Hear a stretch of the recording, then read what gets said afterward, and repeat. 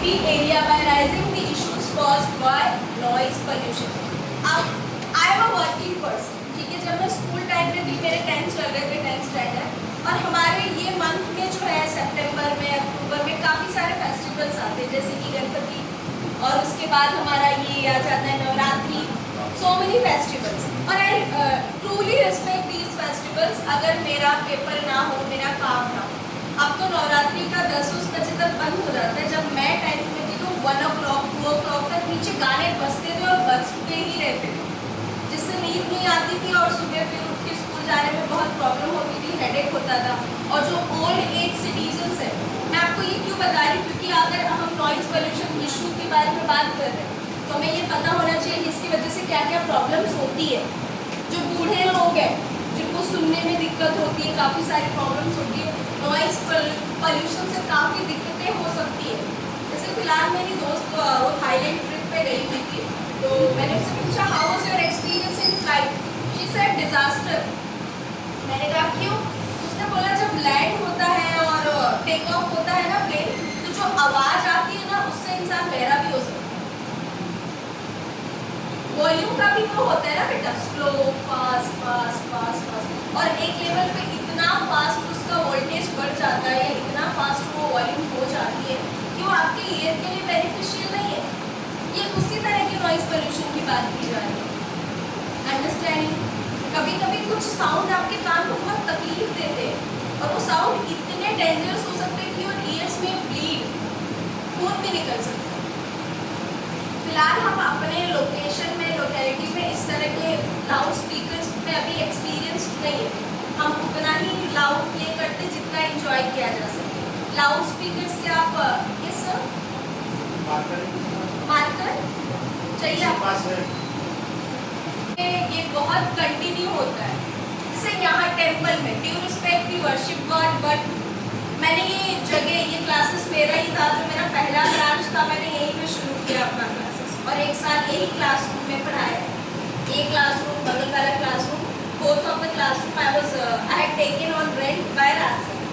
तो यहाँ पे मेरा क्लासेस अच्छा खासा चल रहा था, but why did I leave this place? यहाँ पे जैसे ही रात के 8 बजते इतने जोर जोर से आरती होती है कि बच्चों को ना मेरी आवाज़ सुनाई देती थी ना उनकी आवाज़ मुझे सुनाई देती थी। तो because of that reason I left this place. आपको यहाँ का इशू समझ में आया? लाइक दैट नॉइज़ पोल्यूशन से काफ़ी सारी प्रॉब्लम्स होती है, हेल्थ के रिलेटेड भी बहुत सारी इशूज़ हो सकती है। तो ऐसा कोई एरिया जहाँ कंटिन्यू नॉइज़ पोल्यूशन हो रहा है तो उस नॉइज़ पोल्यूशन को ख़त्म किया जाना चाहिए। अभी जैसे मेरे क्लासेस में जिस दिन गणपति विसर्जन था, 5th डे था गणपति विसर्जन का, मैं गुजरात से आई हुई थी, तो मैं लेक्चर ले रही थी क्लासेस में शाम को बैठ के, और बच्चे मेरे डांस कर रहे थे, बैठे बैठे डांस कर रहे थे क्योंकि बाहर गाना बज रहा था और गाना भी बहुत लाउड बज रहा था कि वो मेरे क्लासेस के डोर बंद करने के बाद भी अंदर तक सेम आवाज़ आ रही। It was very loud. And एक जोक्स अपार्ट की, हम गणपति जी को सेलिब्रेट करते, माँ दुर्गा को सेलिब्रेट करते, नवरात्रि इन महाराष्ट्र इन मुंबई, बट एक भी भगवान का गाना नहीं बजता है। और एक तो ऐसा भोजपुरी का गाना बजा कि मैंने कहा जाके बंद करवा के आओ क्या, बच्चे उसको गाने ना लगे घर जाके। पेरेंट्स बोले कहाँ से सीखे? क्लासेस से। और jokes apart, We were talking about the noise pollution, जिससे बहुत सारे इश्यूज होते हैं, वो हमने डिस्कस किए। तो अब हम लेकर लिखेंगे the news editor of our city. वो टाइम्स ऑफ, कोई फेमस एक न्यूज़पेपर ले लेंगे, द टाइम्स ऑफ इंडिया, ठीक है। वो न्यूज़ एडिटर किसके हो सकते हैं? The Times of India. C, letter writing एक होता है जो आप एग्जाम में लिखते हो, एक होता है जो रियल लाइफ में लिखते हो। जब रियल लाइफ में लिखोगे तो आपके पास रियल इन्फॉर्मेशन है, आप मुझे जानते हो कि किसको लिख रहा हूँ, ठीक है। To the respected teacher Tanu ma'am, ठीक है, ये लिख सकते हो। और ऊपर आपका एड्रेस आएगा, ठीक है, आप भेज रहे हो ना मुझे लेटर, ऊपर आपका एड्रेस आएगा to the respected teacher Tanu ma'am, और जिस क्लासेस की मैं टीचर हूँ, Grover educational hub, like this, okay. फिर नीचे आप लिखोगे respected ma'am, I am writing this letter to inform you that I will not be able to continue the classes due to this reason, my grandfather has passed away, and we are in village, ये सारी चीज़ें लिखोगे ना। Formal letter, मुझे informal letter लिख सकते हो?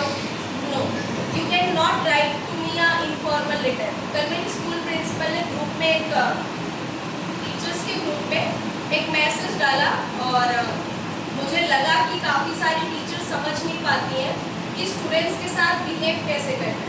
What do I mean by that? Teachers है वो सोशल मीडिया पे हो सकती है, फेसबुक पे हो सकती है, इंस्टा पे हो सकती है, उनकी अपनी पर्सनल लाइफ है, करेक्ट? वो हो सकती है, क्यों नहीं हो सकती? वो टीचर है तो यूज़ नहीं कर सकती, ठीक है।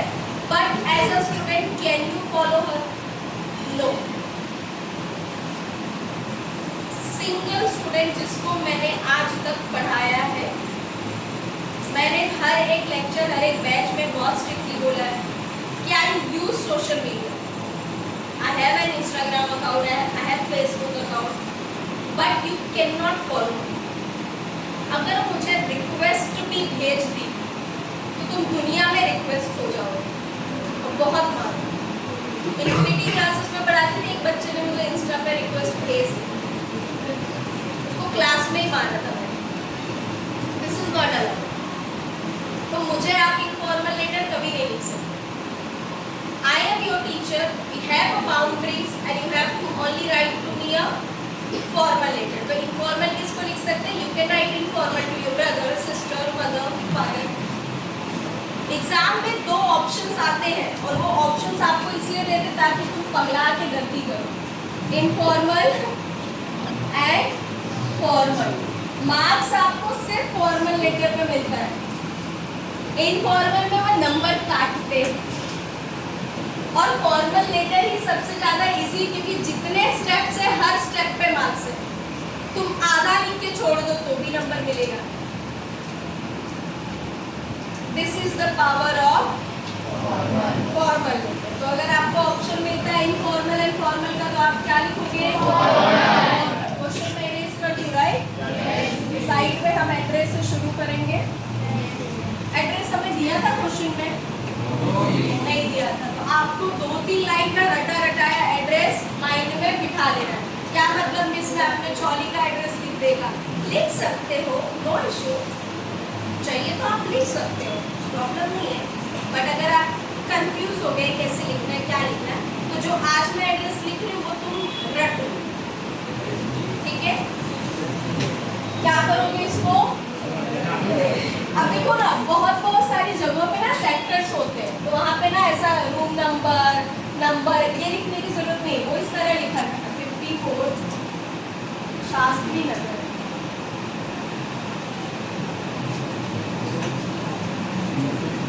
अब ये 54 का कुछ रूम नंबर होता है, हाँ, पर्टिकुलर बंगलोज की बात कर रहे हैं। ये एड्रेस मैं इसलिए रैंक करवा रही हूँ क्योंकि लेटर राइटिंग में बहुत रीजनेबल है, हमारे चौली और रूम वाले एड्रेस थोड़े से अलग हो जाते हैं। दैट्स आप लिखना चाहो तो लिख सकते हो, नो बाउंडेशन।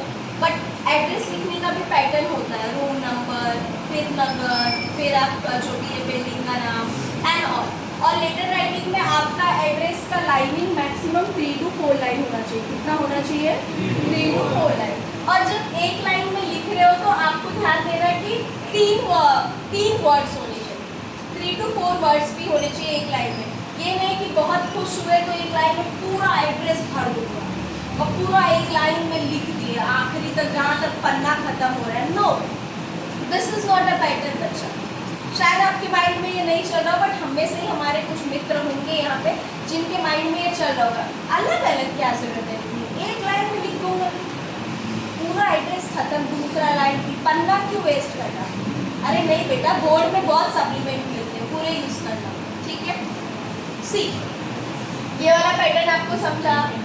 3 to 4 लाइन में एड्रेस लिखना है और 3 to 4 वर्ड्स ही यूज करो। मैं तो कहती हूँ सिर्फ 3 वर्ड्स ही यूज करो सिंगल लाइन में, ठीक है? तो हमने 3 वर्ड्स ऑलरेडी यूज कर लिए, एक नंबर 2 वर्ड्स, ठीक है?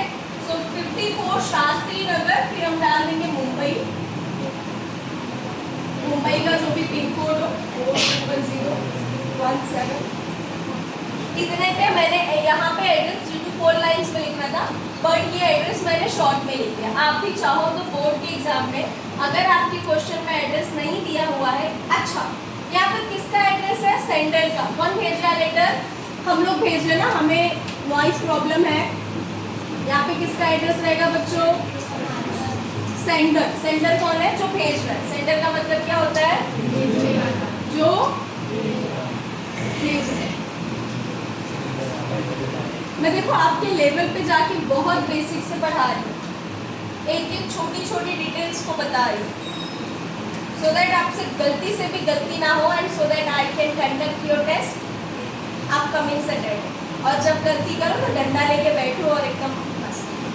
अभी तक मैंने पीटा भी नहीं, तो मैं सोच रही हूँ कि मैं शुभारंभ ये सैटरडे से करूँ। अय्या मैया रे वाला जब तुम बोलोगे ना, नहीं नहीं मिस प्लीज मिस आखिरी गलती है मिस, सच्ची मम्मी कसम, ये तो अंडरस्टूड।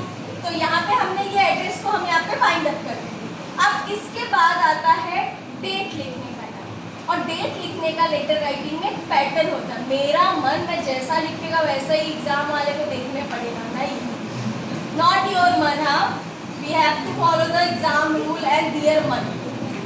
ओके, सो डेट लिखने का एक पैटर्न होता है, number, spelling, number. What is today's date? Spelling September. फिर से नंबर कौन सा ईयर है? वाह नाइस ना, बस लग रहा है ना, खत्म। इतने में ही तुमको एक नंबर मिल गया। करना क्या था? रटना था बस। अच्छा, जब तुम अपना लेटर राइटिंग बोर्ड के एग्जाम में लिखोगे तो करंट डेट लिखना। करंट डेट का मतलब आपको समझ में आ रहा है? जैसे मैंने आज का डेट लिखा तो तुम भी वहाँ पे कौन सा डेट लिखोगे? एग्जाम वाला जो भी डेट रहेगा। ओके, बाकी ये एड्रेस तुम रख लो।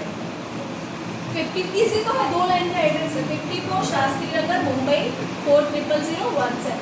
हाँ, 3 लाइन भी नहीं दिया मैंने तुमको, क्योंकि तुम भूल जाओगे। अपना एड्रेस तुमको याद नहीं, दूसरे का कहाँ से याद करोगे? ठीक है, यदि तुम है 1 मार्क्स पाना टफ था आपके लिए। अब इसके बाद करो, इतना लिखने के बाद आपको एक लाइन छोड़नी है। कितनी लाइन छोड़नी है? और उसके बाद आएगा आपका 2 के बाद मैं आगे भी लिखेगा नहीं, कॉमा देके नीचे आ जाए। किसको लिख रहे हैं? To the editor of, 3 words हो गए यहाँ पे। नीचे आ जाओ, the Times of India,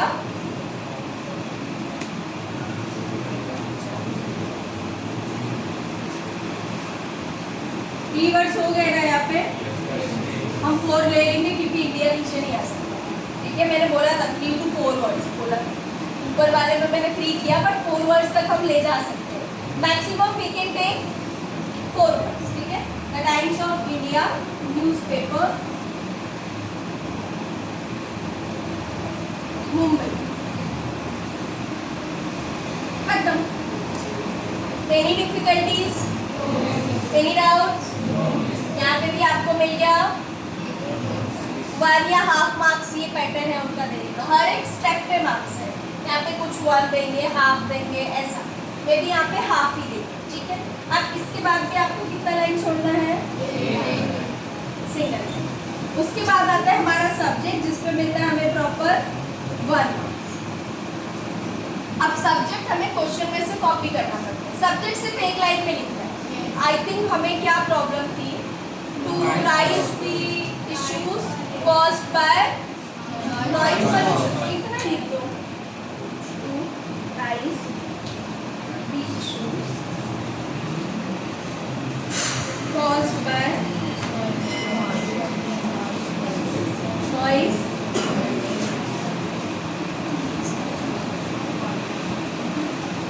take them once in details, make sure ये लोग लिख पढ़ रहे हैं। और ऐसा कोई बच्चा नहीं होना चाहिए जिसकी बुक खुली ना हो। बेटा शायद आपको आज कहीं और दिमागी तौर से गार्डन वार्डन में घूम से ही मिलता है 1 मार्क्स। कितना मिलता है? 1 मार्क्स। इसके बाद आता है हमारा वापस से एक लाइन छोड़ने वाला सिस्टम। किसको लिख रहे हैं? सर को लिख रहे हैं कि मैम को लिख रहे हैं? एडिटर तो कोई भी हो सकता है। तुमने ऐसे बोला सर ये no, it could be be anyone बच्चा, एडिटर तो कोई भी हो सकता है, मेल फीमेल दोनों हो सकते हैं। मैंने पोस्टमैन थोड़ी लिखा है, मैंने पिज्जा मैन लिखा है, पोस्टमैन लिखा है। You are going to write sir, no ना, I have written editor, editor could be anyone. Editor क्या है? It is a profession, it could be anyone. Is it aligning with gender, male female? Does it align? No. दोनों हो सकते हैं ना? Yes. No कि वो मेल है कि फीमेल है? डू वी नो कि वो मेल है कि फीमेल है? हमें पता है? तो हम लिखेंगे सर, मैडम, दोनों। ठीक है। अगर किसी ने एग्जाम में या अभी जो मैं टेस्ट लूंगी उसमें लिखे डियर प्यारी मैम, प्यारी निकाल के जितनी स्पेलिंग उतने झापड़ मारूंगी। आपको हमेशा लिखना है रिस्पेक्टेड मैम या सर।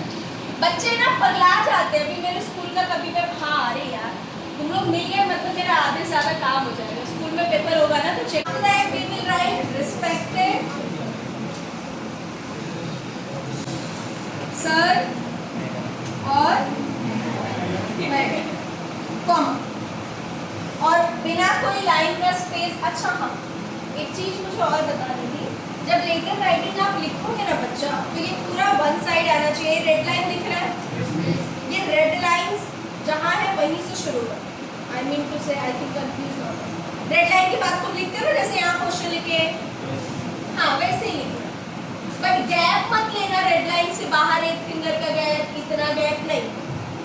ठीक है, जैसे ये क्वेश्चन लिखा है इस बच्ची ने, सेम उतने ही आपको उसी तरह लिखना है। Okay, is it clear? मैंने कॉम्प्लिकेटेड तो नहीं बताया ना कुछ। ओके, अब इसके बाद दो ऐसी लाइंस मैं लिखूंगी जो तुमको रट लेनी है स्पेलिंग के साथ और हर लेटर राइटिंग में चिपका देनी। एडवांस एकदम वीआईपी इंग्लिश। कोई भी लेटर राइटिंग का टॉपिक हो वही लिखना है। मिस ये तो नॉइज पर, अभी हम नॉइज पोल्यूशन की बात ही नहीं कर रहे, अभी हम सिर्फ एडवांस इंग्लिश चिपकाएंगे जिसको एग्जाम, देखो it is in India and I know English professors very well. They know English, उनको इंग्लिश आती है। जो बोर्ड की आपकी कॉपीज चेक करेंगे उनको इंग्लिश आती है, बट वो तुमसे उम्मीद नहीं करते कि तुमको भी आती होगी। वो तो ये उम्मीद करते गंदी इंग्लिश में लिखा होता नहीं। जब देखेंगे स्टार्टिंग की दो लाइन, इतनी सारी इसको आगे पढ़ेंगे। आगे भले बच्चे ने भैंस चराने की बात आगे नहीं पढ़ी, तो आज हम वो दो लाइन रख लेंगे। जब मैं आपको पढ़ाने आई ना तो मुझे ऐसा लग रहा था क्या एक आपसे ना एक अटैचमेंट हुई है मुझे कि ये मासूम है, इनको कुछ पता ही नहीं है। अभी ये गर्ल्स की जो हमारी ऐसे कभी कोई मुंह बना के देखो सोचते क्यों लोग ऐसा मतलब बिहेव करते, बट एट दी एंड मैं घर जाके ना हमेशा सोचती हूँ क्या ऐसा नया तरीका इनको लेके आओ कि पढ़े। मेरे पास तो ये बच्चे 1 ही साल के लिए है, फिर कहीं और चले जाएंगे ज़िंदगी में। भी कहीं जूस की दुकान पे खड़ी हूँ, जूस ले रही हूँ और कहीं नारियल पानी ले रही हूँ, कभी मुझे मेरा कोई स्टूडेंट दिख जा रहा है और आके पैर छू ले रहा है तो मैं उसको पहचान नहीं पा रही, तो वो बच्चा याद दिलाता है मिस आपने मुझे ब्रिलियंट में पढ़ाया था, और वो हिंदी मीडियम का ही बच्चा होता है। इंग्लिश मीडियम वाले जल्दी पैर नहीं छूते, वो पैर नहीं छूते, वो रिस्पेक्ट करते, वो आते हैं, जल्दी नहीं छूते। गुड मॉर्निंग, गुड इवनिंग, पैर बहुत रेयर है कि वो छुए। मेरे क्लास में तो सारे छुए, सीबीएसई वाले भी, आईसीएसई वाले, रूल है। ये एक कल्चरल है, जैसे कि मैं पढ़ती हूँ इंग्लिश में तो that is something good work ना जो मुझसे हुआ है, राइट। तो अब जो मैं आपको लाइंस बता रही थी, अब हम वो लाइंस लिखते हैं जो हमें हर लेटर राइटिंग में चिपकाना है। चलो कॉपी कर लो, फिर हम रखते हैं। वो मैं तुम्हें बताऊंगी कि बेटा ये कॉपी कर। See, in today's lecture, if I am going to write about noise pollution, some of the lines are written by me. कुछ लाइंस जो मैं खुद से अभी लिख दूंगी फटाफट, वो मैं आपको रटने के लिए नहीं बोल सकती हर लेटर राइटिंग के लिए, और मैं आपको ये भी नहीं बोल सकती कि खुद से लिखो वो लाइंस, क्योंकि तुम अभी पेन छोड़ दोगे और ऐसे बैठे रहोगे, इधर उधर देखोगे, नहीं लिखोगे, क्योंकि आपको सेंटेंस बनाने में प्रॉब्लम होती है। करेक्ट? हमें राइट? तो अभी अगर मैं कुछ कुछ लिख भी दे रही हूँ तो आप शायद उसको समझ सकते हो, लेकिन खुद से नहीं लिख सकते, राइट?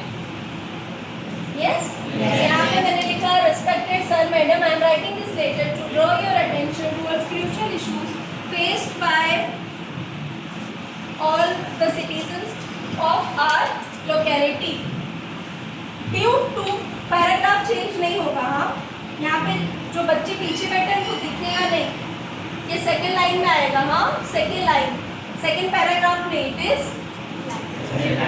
सेकेंड लाइन, ठीक है। Due to noise pollution in our areas, we are unable to manage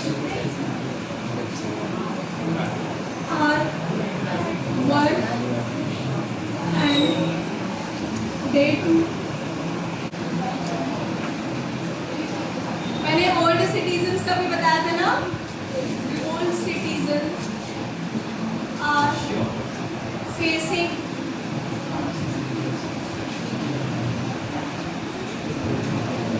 are facing serious health issues because of over noise pollution. Irregularities are maintained. बहुत सारी चीजें, और क्या क्या नॉइज पोल्यूशन से इशू हो रहा है?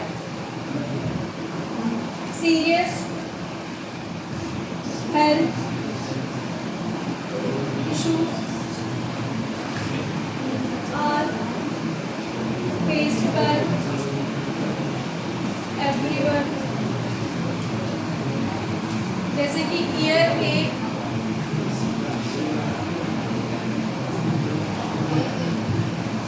headache and many more.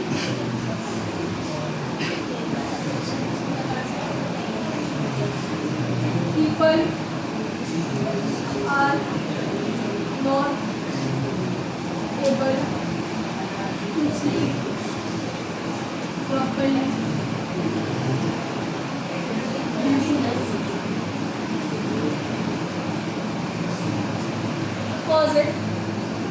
हथियार इंद्रधनुष क्या है? अब हम चेंज करेंगे हमारा पैराग्राफ, और यहाँ पे भी जो लाइन में लिखूंगी वो तो याद कर लोगे, और हर लेटर राइटिंग के सेकेंड पैराग्राफ में उसी लाइन को एकदम समाहित कर दोगे, ठीक है? भारत माता की जय। हर लेटर राइटिंग मैं खुद लिखती हूँ वो लाइन, किसी को, मैं तो रियल लाइफ में लेटर्स लिखती हूँ ना, पेरेंट्स को, किसी टीचर को, प्रिंसिपल को, कहीं जॉब कर रही हूँ वहाँ पे, कॉलेज में, हर जगह लेटर मांगते हैं। आज भी इन आवर कंट्री लेटर जो है हैंड रिटन ही चाहिए सब जगह, इसलिए इसकी वैल्यू है, इसलिए आपको सिखाया जाता है, हलवा नहीं है। My best friend she has done MBA, उन्होंने MBA किया और कॉलेज मिस किया था, पता नहीं क्यों मिस किया था, I don't remember, but I was in school and she called me immediately कि लेटर लिखना, मेरे पापा को बुला रहे कॉलेज में, उनको लेटर लिखना, सॉरी का कुछ लेटर लिखना था, फॉर्मल तरीके से अच्छे से लिख के देना। लेटर में भी तरीके होते हैं कन्विंसिंग, तो मैंने लिख के दिया उनको, वो खुद नहीं लिख पा रही थी। लास्ट का जो बच्चा बैठा है ना, बेटा अभी क्रिकेटर बन जाओगे, और सब लिखने जा रहे हैं, उसको भी हम कर लेंगे लाइव हर लेटर राइटिंग में लिखने के लिए, ठीक है? और ये भी इंटरनेशनल लाइन है।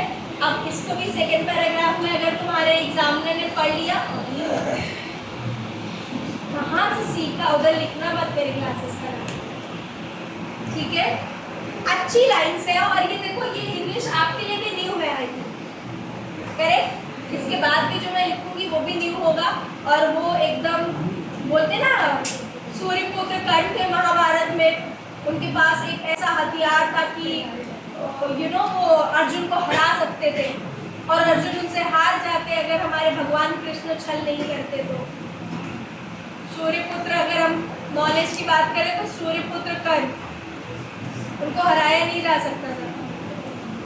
और अगर भगवान कृष्ण अर्जुन की मदद नहीं करते तो उनको नहीं हरा सकते थे। वो अपना कवच कुंडल भले दान देते थे, उनके पास बहुत अच्छे अच्छे हथियार थे। चलो, move to the lecture. Lines जो आपको लर्न करनी है वो लिख लेते।